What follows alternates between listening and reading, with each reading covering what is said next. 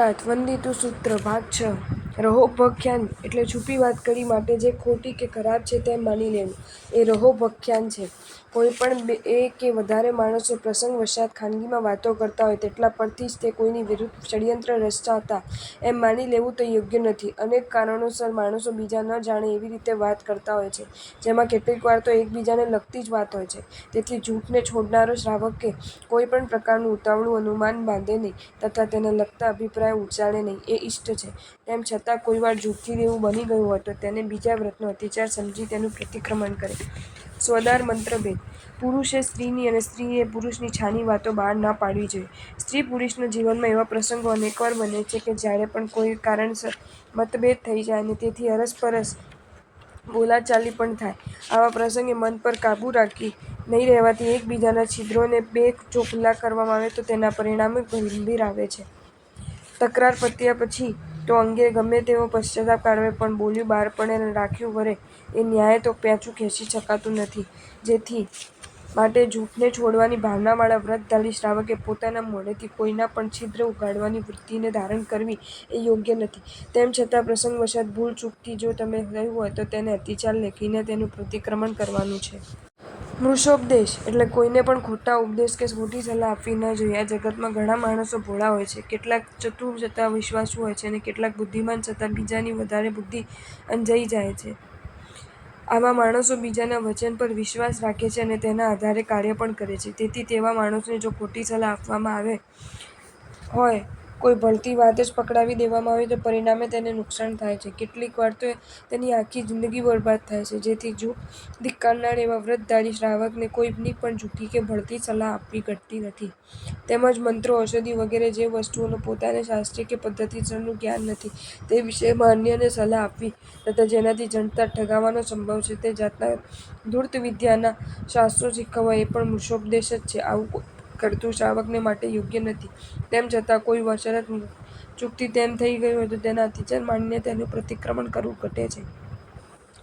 કૂટલેખ ખોટા લખાણો કરવા નહીં. જૂઠું બોલવું બંધ હોય ત્યાં જૂઠું લખવાનું પણ બંધ જ હોય. તેમ છતાં કોઈ મૂઢ જોનો એમ સમજતા હોય કે આપણે તો જૂઠું બોલવાનું પચકાન લીધું છે, કાંઈ જૂઠું લખવાનું પચકાન કર્યું નથી, તો તેમને માટે અતિચારની આ કલમ સ્પષ્ટ માર્ગદર્શનરૂપ છે. જૂઠું બોલવું અને જૂઠું લખવું એમાં કોઈ તાત્વિક ભેદ નથી. તેથી વ્રતધારીએ તેમાંથી મુક્ત રહેવું ઘટે છે. ગ્રાહકને, સમાજને કે સરકારને છેતરવા માટે, પૈસા બચાવવા માટે કે કોઈ પણ રીતે લાભ ઉઠાવવા માટે જે કાંઈ જૂઠું કરવામાં આવતું હોય તે વ્રતધારીએ છોડવું જ ઘટે છે.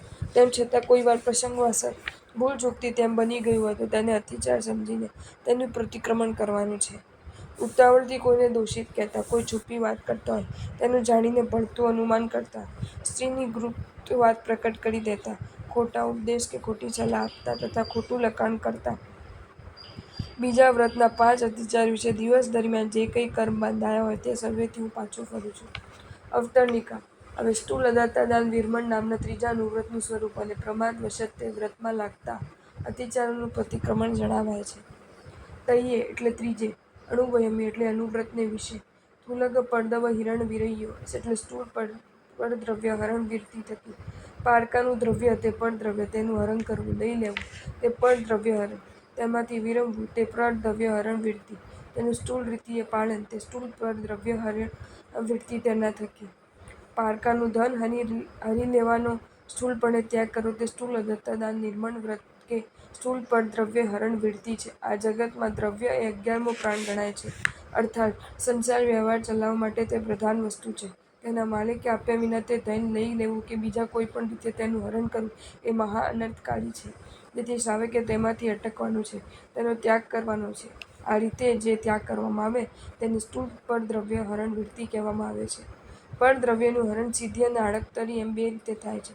તેમાં માલિકે આપ્યા વિના તેના દ્રવ્યને બળજબરીથી પડાવી લેવું, ફોસલાવીને પડાવી લેવું, ખાતર પાડીને લઈ લેવું એ દ્રવ્યનું સીધું હરણ છે.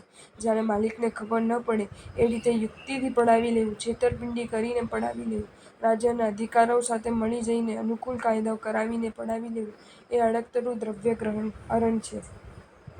આયર્યપસંગીણમ એટલે પૂર્વવ્રત. પૂર્વવ્રત માત્ર વિરતીનું નામ જ જુદું છે. ત્રીજા અનુવ્રતને વિશે લાગેલા અતિચારોનું પ્રતિક્રમણ કરવામાં આવે છે. અહીં પ્રમાદના પ્રસંગથી કે ક્રોધાદિ અપ્રશસ્ત ભાવનો ઉદય થવાથી સ્થૂળ પર દ્રવ્ય હરણ વ્યક્તિ વ્રતમાં વિષય અતિચાર લાગે તેવું જે કંઈ કર્મ બંધાયું હોય તેનાથી હું પાછો ફરું છું. અવતરણિકા. હવે ત્રીજા અનુવ્રતમાં 5 અતિચારો દર્શાવીને તે પાંચેય અતિચારોનું પ્રતિક્રમણ જણાવાય છે. તેના હડપ ઉગે એટલે સ્તોનહસ્ત સ્તેન પ્રયોગમાં ચોર લાવેલી વસ્તુ લેવામાં અને ચોરી કરવાનું ઉત્તેજન મળે તેવા કોઈ વચન પ્રયોગમાં. સ્તેન વડે આહત તે સ્નોહાત. સ્તેન એટલે ચોર, આહત એટલે રાવેલું. ચોર લોકો જે મોંઘી વસ્તુઓ ચોરી લાવે તેને સસ્તી જાણીને ખરીદી તે સ્તોનાહત. આ જાતનો વ્યવહાર ચોરીને ઉત્તેજન આપનારો હોય સ્થૂળ પર દ્રવ્ય હરણ વૃત્તિને દૂષણ લગાડનારો છે. તેથી તેને ત્રીજા વ્રતનો પ્રથમ અતિચાર ગણવામાં આવે છે. સ્તેન પર કરવામાં આવેલો પ્રયોગ તે સ્તેન પ્રયોગ. કોઈ લોકો ચોરીનો ધંધો કરતો હોય તેઓનું એમ કહેવું કે આજકાલ નવરા કેમ બેસી રહ્યા છો? તમારો માલ ન ખપતો હોય તો હું વેચાતો રાખીશ, અથવા તમારે કાંઈ સાધનની જરૂર હોય તો લઈ જાઓ, વગેરે. તો એ વચન પ્રયોગ ચોર લોકોને પોતાનો કસબ અજમાવવામાં ઉત્તેજન આપનારો હોય ત્રીજા અનુવ્રતનો બીજા અતિચાર છે. તપ્પડી રૂવે એટલે માળમાં સેલ ભેળ કરતા, નકલી માલ વેચતા. તતનું પ્રતિરૂપ તે પ્રતિરૂપ. તત એટલે તે વસ્તુ, પ્રતિરૂપ એટલે સદૃશ રૂપ, સરખું રૂપ કે નકલ. કોઈ પણ વસ્તુમાં તેના જેવી જણાતી હલકી વસ્તુનો ભેળ કરવો અથવા તેના મળતી જ નકલ બનાવી અને તેને સાચા માલ તરીકે વેચવી તે ત્રીજા અનુવ્રતને દૂષિત કરનારો તત્પ્રતિરૂપ નામનો ત્રીજો અતિચાર છે. વિરુદ્ધ ગમણે એટલે રાજ્યના કાયદાઓથી વિરુદ્ધ ગમન કરતા. વિરુદ્ધ એવું ગમન તે વિરુદ્ધ ગમન. વિરુદ્ધ શબ્દથી અહીં રાજ્ય વિરુદ્ધનો સંક્ષેપ છે. ગમન એટલે જવાની કે વર્તવાની ક્રિયા. રાજ્યના નિયમોથી વિરુદ્ધ જવાની કે વિરુદ્ધ વર્તવાની ક્રિયા તે રાજ્ય વિરુદ્ધ ગમન. રાજ્ય તરફથી અમુક પ્રદેશમાં કે અમુક સ્થાનમાં જવાની મનાઈ ફરમાવી હોય તેમ છતાં ત્યાં જવું અને રાજ્ય વિરુદ્ધ ગમન છે. તે ઉપરાંત રાજ્ય તરફથી જે કાયદાઓ ઘડેલા હોય તેના વિરુદ્ધ વર્તન કરવું તે પણ રાજ્ય વિરુદ્ધ ગમન છે. કૂટતુલ કુળમાની. ખોટું તોલતા અને ખોટું માપતા. કૂટ એવી જે તુલા તે કૂટતુલા. કૂટ એટલે ખોટું, તુલા એટલે ત્રાજવું. જેનાથી જોખીને ગ્રાહકનો માલ લેવાનો હોય કે ગ્રાહકને માલ આપવાનો હોય તે ત્રાજવું ખોટું રાખવું, એટલે કે લેવામાં માલ વધારે આવે અને વેચવામાં માલ ઓછો જાય તે પ્રકારનું રાખવું, તે કૂટથળામણ કહેવાય. દાંડી મરડીને કડી ચડાવીને, લેવાના કાટલામાં નીચે શીશું ચોંટાડીને, આપવાના કાટલામાં ખાડો ખોદીને વગેરે પ્રકારે ગ્રાહકને છેતરવાની બુદ્ધિથી તોલમાં જે કૂટ કરવામાં આવે છે તેના આ કૂટતુલામાં સમાવેશ થાય છે. પળી, પવાડું, પાળી, માણું, કળશી વગેરે માપ કહેવાય છે. લેતી વખતે તેમાં વધારે આવે તેમ કરવું તે આપતી વખતે તેમ ઓછું જાય તેમ કરવું એ કૂટમાન કહેવાય છે. તે ત્રીજા વ્રતનો પાંચમો અતિચાર છે. પડિક્કમે દેશેમ સવમ એટલે પૂર્વવ્રત. તેના હળથી કુળમાને. ચોરે લાવેલી વસ્તુ રાખી લીધી હોય, ચોરને ઉત્તેજન મળે તેવા પ્રયોગ વચન કર્યા હોય, માળમાં સેલભેળ કરી અસલ માલ તરીકે વેચાણ કર્યું હોય, રાજાએના કાયદાઓથી વિરુદ્ધ રીતે વર્તાયું હોય અને ખોટા તોલ તથા ખોટા માપનો ઉપયોગ કર્યો હોય, જેને પારકું દ્રવ્ય હરણ કરવું નથી, અદત્ત લેવું નથી, તેને નીચેના વ્યવહાર કરવા યોગ્ય નથી, કારણ કે તેથી વ્રતની મૂળ ભાવના દૂષિત થાય છે. સ્તેનાહત ગ્રહણ. ચોરીથી આવેલા માલને રાખી લેવો તે. એના પરથી દ્રવ્યનું હરણ કરનારને સીધું ઉત્તેજન મળે છે. સ્નોતનજક વચન પ્રયોગ. ચોરને ઉત્તેજન આપનારો વચનનો પ્રયોગ આ પર દ્રવ્યનું હરણ કરવા માટેનું સીધું પ્રોત્સાહન છે. તત્પ્રતિરૂપ ક્રિયા. માળમાં ભેળસેળ કરવાની ક્રિયા, જેમ કે દૂધમાં પાણી ઉમેરવું, ઘીમાં વનસ્પતિનું ઘી કે તેવા બીજા પદાર્થો ઉમેરવા, આટામાં ચાક નાખવો, દવાઓમાં ભળતી જે વસ્તુઓની વાપરવી વગેરે. નકલી સોનું, રૂપું, હીરા, મોતી, કસ્તુરી, અંબર, કેસર વગેરેને સાચા તરીકે વેચવા એ પણ તત્પ્રતિરૂપ ક્રિયાના જ પ્રકારો છે. રાજ્ય વિરુદ્ધ ગમન. રાજ્યના જે કાયદાઓનો ભંગ કરવાથી દંડને પાત્ર થવું પડે, અપમાનને પાત્ર થવું પડે તથા લાજ આબરૂને ધક્કો પહોંચે તે બધાનો સમાવેશ આ પ્રકારના વ્યવહારમાં થાય છે. રાજ્યે એક વસ્તુ પર જકાત નાખેલી હોય તે ન ચૂકવવી, અથવા અમુક આવક પર વેરો આકરેલો હોય તે ન ભરવો, અથવા અમુક મુદ્દત સુધી અમુક સરહદ ન ઓળંગવી કે અમુક જાતનો માલ પોતાની પાસે હોય તે જાહેર કરવો એવું ફરમાન બહાર પડ્યું હોય તેનો ભંગ કરવો તે રાજ્ય વિરુદ્ધ ગમનના પ્રકારો છે. કૂટતુલા કૂટમાન વ્યવહાર. ખોટા વજન અને ખોટા માપનો ઉપયોગ. ચોરીથી બચવા ઈચ્છનારે 18 પ્રકારની ચોર પ્રવૃત્તિઓ જાણી વર્જવી જોઈએ. ચોર પ્રવૃત્તિ એટલે ચોરને ઉત્પન્ન કરનારી, ચોરને જન્મ આપનારી ક્રિયા. તે નીચે મુજબ છે. હું તારો ભેગો છું, તું ડરીશ નહીં એ રીતે ચોરને ઉત્સાહ આપવો તે ભલાઈ. ક્ષેમ કુશલ પૂછવું, સુખ દુઃખની પૃચ્છા કરવી તે કુશલ. હાથ વગેરે વડે ચોરી માટે સંજ્ઞા કરવી તે તરજા. રાજ્યોનો કર છુપાવવો તે રાજભાગ. ચોરી કરી રહેલ ચોરના માર્ગને જોતા રહેવું તે અવલોકન.